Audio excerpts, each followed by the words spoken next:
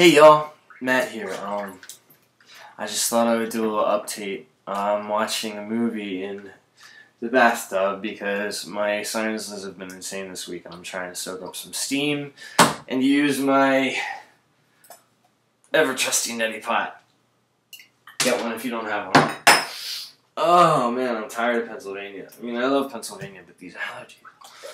So anyway, this has been a really difficult year for a lot of people I know, so I wanted to comment on something that I found really helpful in my outlook, because you know your life is only going to be as good as your outlook is. It's positive thinking. I have a great aunt that passed away. We were very close, and very, very close. And she was a proud team supporter, and she used to tell me that the world was full of wonderful things and that I should go look for them, and to always have a positive attitude, which is very true, because if you don't have a positive attitude, then you're not going to pick up on the good stuff out there because you're going to be too negative to focus on it. Anyway, blah, blah, blah. The point is, one of my favorite quotes, which I heard years ago, I think in college, is, there are years that ask questions, and there are years that answer them. And all year I've been moping around. I need to find a job and, get things going again. And it's been hard. It's hard to find work right now. I know a lot of people that are having trouble. The point is, I've thought it has been a really, awful year. That's what I have been assuming all year. And that it definitely was a year of questions. And I just couldn't wait to get to next year, because it's the year of answers, I hope, right? I just realized recently, though, that this has been a year of answers. It's just, sometimes the answers that we want or that we're looking for aren't the ones we get. And, maybe an answer isn't very hard to swallow, because if you already could grasp the answer, then you wouldn't have been asking the question in the first place. And sometimes life gives you lessons that you never asked questions to. But I think that's a cool thing. I think that means that there's something in you that God or the universe or whatever your higher power is picking up on. And maybe, just maybe, it's saying, I'm going to put this in this person's path because this is a really great lesson and it's going to be hard, but I think they're up to it, So for me, it's been that. And since I've changed the way that I've been looking at the year, I've been a lot more positive.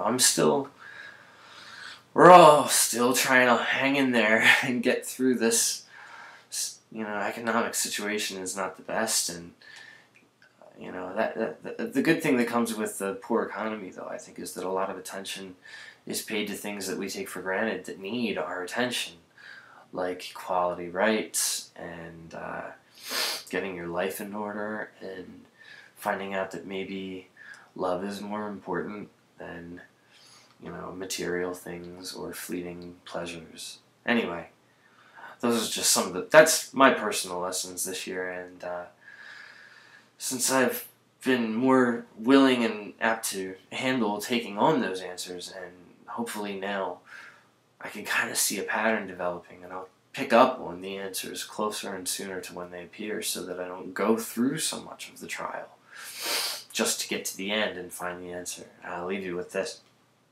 Growing up in the Christian school, as a kid, I talk a lot of smack on the Christian school because I don't believe in religion, but I will say that I don't regret going there, and I wouldn't be the person that I am if I hadn't.